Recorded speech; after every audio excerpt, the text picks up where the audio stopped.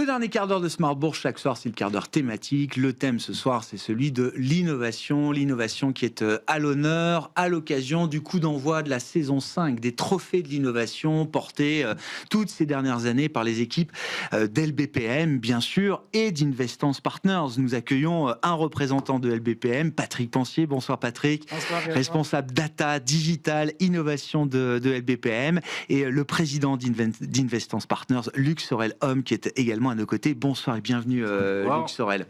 Oui, on parle d'innovation. Alors je disais le coup d'envoi, Pierre Ernst, le secrétaire général, président du jury, est venu il y a quelques jours pour donner officiellement, entre guillemets, le coup d'envoi. Je rappelle que vous êtes créateur, créatrice d'entreprises jeunes et innovantes. N'hésitez pas à postuler pour cette 5e édition des trophées de l'innovation. L'idée, c'est d'appartenir à la French Tech, au sens large aujourd'hui. Et donc, il y a toute une phase de filtrage des dossiers. Et ensuite, les dossiers filtrés seront présentés au jury à la fin de l'été. Je crois que la période de souscription est ouverte jusqu'à fin août. Voilà pour les choses.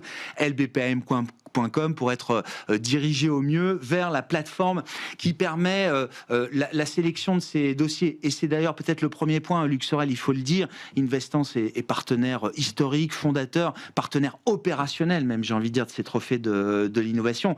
Parmi les nouveautés de cette 5e édition, c'est justement l'idée de plateformisation. J'aimerais bien que vous nous expliquiez ce que ça veut dire justement sur la manière d'opérer ces trophées. Alors en effet, il y a des surprises et puis il y a une nouveauté. Donc la notion de plateformisation. Alors, comme vous le savez, Grégoire, les trophées, ils reposent sur 3 éléments clés. Le premier, c'est la capacité à onboarder des candidats. Le deuxième, c'est notre méthode de scoring. C'est présenter une liste de finalistes au jury. Et puis bien sûr, le troisième élément, c'est le jury lui-même, la qualité du jury. Alors si on illustre ça par une plateforme, ça veut dire quoi ? Le premier point, c'est être en capacité de massifier les candidats et donc de les entraîner dans la plateforme. Alors un exemple simple pour faciliter leur onboarding. Je suis chef d'entreprise d'une French Tech. Je veux participer, je vais renseigner mon code Sirène. Automatiquement, on va créer la fiche d'identité. Je vais remplir cette fiche d'identité par une plateforme qui va aller chercher l'information sur le site web de la start-up et qui va déjà renseigner le pitch. Ça, c'est un exemple. Donc, on facilite l'onboarding. Complètement, oui. Le scoring, quant à lui, fiabiliser, ça veut dire quoi ? Ça veut dire, si je donne un autre exemple, c'est je déclare en tant que chef d'entreprise des éléments de manière déclarative, et puis j'ai des éléments plus financiers qui sont standards. Je peux charger mes liasses fiscales.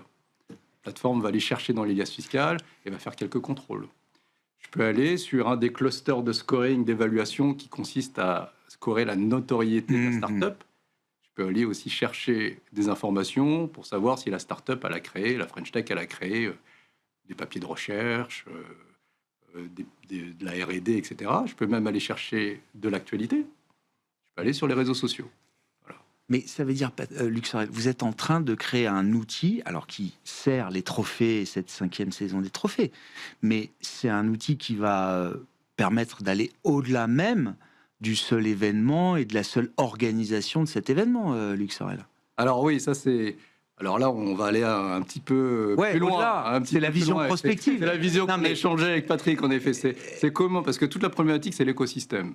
Donc c'est l'entrepreneur, c'est l'investisseur, c'est le banquier, et donc la plateforme va accompagner cet écosystème. Vous savez, c'est Nicolas Dufour qui disait 70-70, c'est 70 heures de travail par semaine et c'est 70 ans la retraite. Moi, je vais dire c'est 24 sur 7, c'est 24 mois pour une start-up pour trouver son marché, et c'est 7 jours sur 7 avec les investisseurs. C'est pas l'émission d'Anne Sinclair, mais c'est 7 jours sur 7 avec les investisseurs. Bien sûr. Voilà. Donc en effet, il y aura une continuité dans l'accompagnement d'un écosystème, et puis c'est permettre, et Patrick va sûrement en parler, un suivi des startups. Bien sûr. Qu'est-ce que ça apporte concrètement, là, cet outil industriel, il faut le dire, que vous avez monté pour cette 5e saison, Patrick ? Effectivement, c'est une idée qu'on avait partagée avec Luc Sorel et on y pensait depuis longtemps. Donc là, il a eu l'opportunité de la lancer. Déjà, pour les candidats, c'est d'avoir quelque chose de professionnel, un suivi de la candidature. Donc ça, c'est quand même très important pour un trophée comme le nôtre, qui commence à être connu.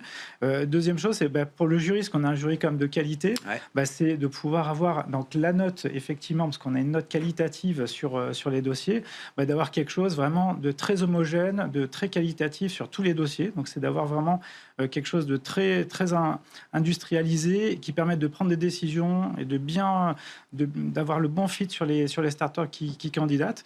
Et le dernier sujet aussi, c'est l'analyse un peu de tendance. Et avec une plateforme, on va pouvoir avoir des tendances, quels sont les secteurs, quels sont le type de candidature qu'on va avoir, et ça nous donne des insights sur ce qui se passe finalement sur l'écosystème de startups. C'est pour ça que c'est un outil qui va au-delà encore de la seule partie événementielle, j'ai envie de dire, du sujet, quoi. Et on se dit que c'est un observatoire finalement opérationnel de l'innovation. Ça va devenir, parce qu'on va charger aussi les années précédentes, on va essayer d'enrichir cette plateforme, et donc ça sera vraiment un cockpit de l'innovation. Où est-ce qu'on en est dans cette phase de démarrage, Luxorel? Les inscriptions sont ouvertes depuis le mois de mai, c'est ça, jusqu'à fin août, je le rappelle. Qu'est-ce que vous observez des premières dynamiques, là? Un mois après le coup de sifflet, on a déjà à peu près entre 120 et 130 startups qui ont presque finalisé leur dossier. Il y en a déjà 50 finalisés. D'accord. Donc, on est déjà un peu en avance par rapport aux années précédentes. Donc, on voit l'effet d'onboarding facilité. Et puis, on va accélérer parce que l'objectif, c'est un objectif massifié. Plus on a de candidats, plus on a les chances de trouver des pépites et plus on a les chances de couvrir tous les secteurs de la French Tech qu'on souhaite couvrir. Bien sûr. C'est quoi les quelques filtres à l'entrée qui permettent quand même de faire déjà une présélection aujourd'hui? Alors, Luxorel, Patrick, je ne sais pas qui veut répondre à cette question. Tu me complètes. Ils sont nombreux. On se complète toujours. Mais vous êtes deux pour ça, messieurs.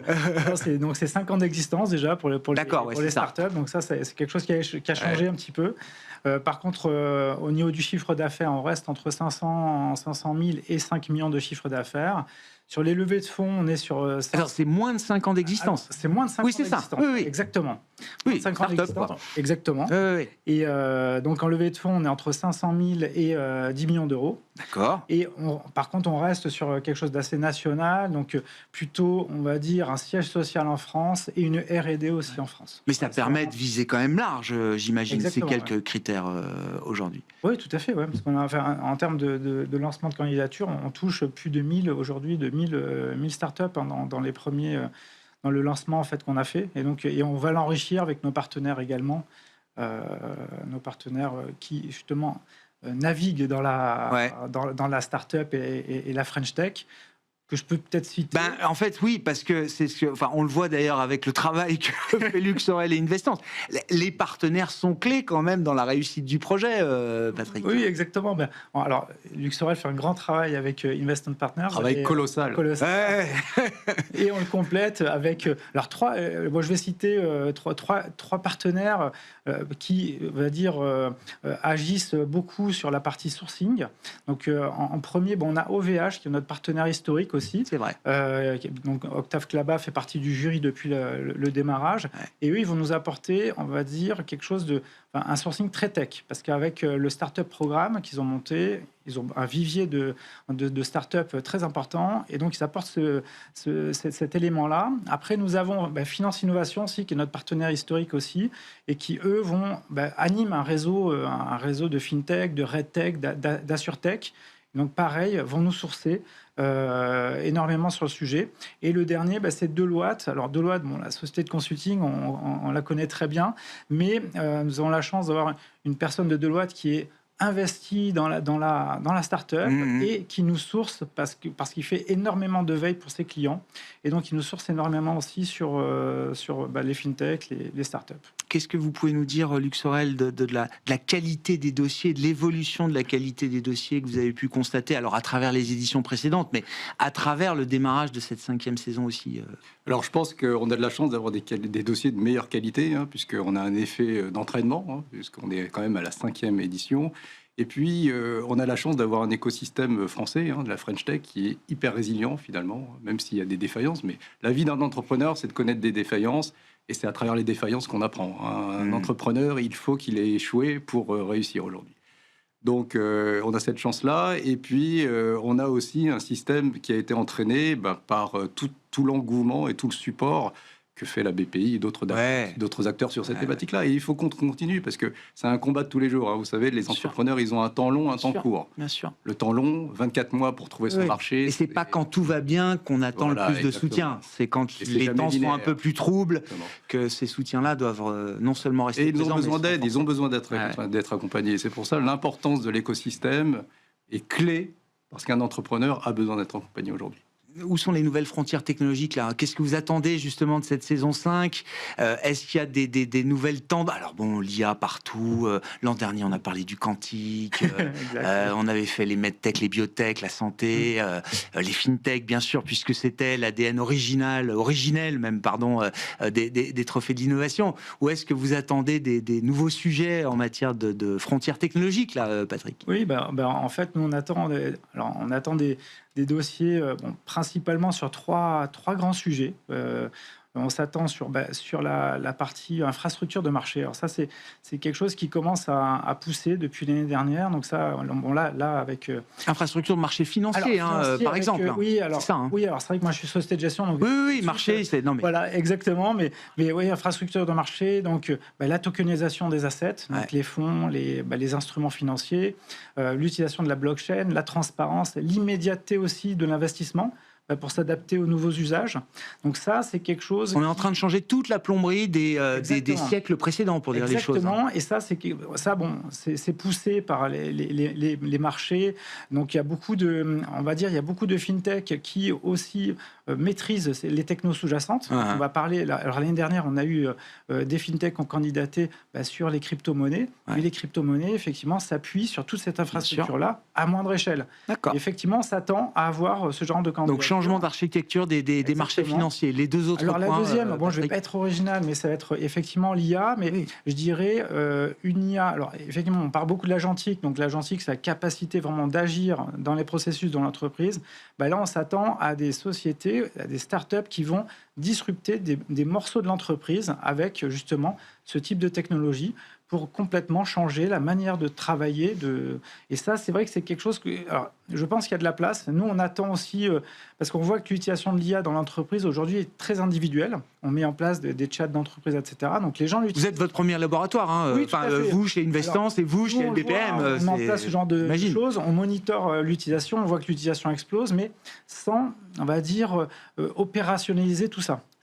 Ça reste individuel dans le travail vraiment de chaque personne. Et ça, il faut trouver le moyen d'opérationnaliser tout ça, de rendre vraiment le processus augmenté avec l'IA. Il y a un passage quand même à l'étape supérieure là, qui est attendu alors. Ça, on attend des sociétés qui ont proposé ce genre de choses. Troisième point. Et le troisième point, rapidement, donc c'est l'IA, j'allais dire physique. Alors ça, on en parle beaucoup, on a parlé aussi l'année dernière du sujet. Donc c'est l'IA... Ce sera le thème de cette année. Qui sera le thème de cette année. C'est l'IA finalement qui va s'associer à la robotique ou à l'humanoïde pour finalement trouver de nouveaux usages. Alors là, c'est vrai qu'on, je dirais pas on s'attend, c'est plutôt on espère avoir des startups qui candidatent sur cette thématique-là, parce que le ticket d'entrée est quand même... Je ne sais pas si Yann Lequin a déposé un dossier. Peut-être que Yann Lequin a déjà déposé un dossier. Surprise, mais je ne dirai rien. Je ne dirai rien. Parce qu'il a moins de 5 ans, mais il a peut-être levé un peu plus que 500 000 aujourd'hui. Non, mais pour dire que c'est le discours qui tient. Yann Lequin, notre patron de l'IA aujourd'hui en France. C'est la vraie révolution, ce sera dans l'IA physique. Oui, on y croit beaucoup. Et chez les robots, quoi. Et ça va être une révolution. Ouais. Bon.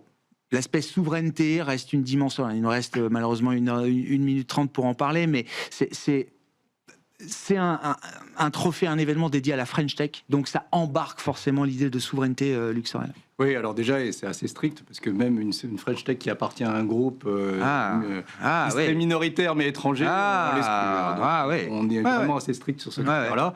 Et puis, en effet, il faut savoir défendre les valeurs et les pépites nationales, ça c'est certain. Et puis les entrepreneurs. Aujourd'hui, quand on parle de souveraineté, moi je pense, alors on a parlé des données, etc. On parle beaucoup des RGPD, on parle des modèles IA, etc. Mais moi je pense tout le temps aux entrepreneurs et à la façon dont ils vont pouvoir être résilients pour garantir une certaine souveraineté. Et même dans la transmission de leur entreprise, aujourd'hui, pour un entrepreneur plus âgé, c'est important que l'entreprise reste au sein d'un territoire national français. Ouais.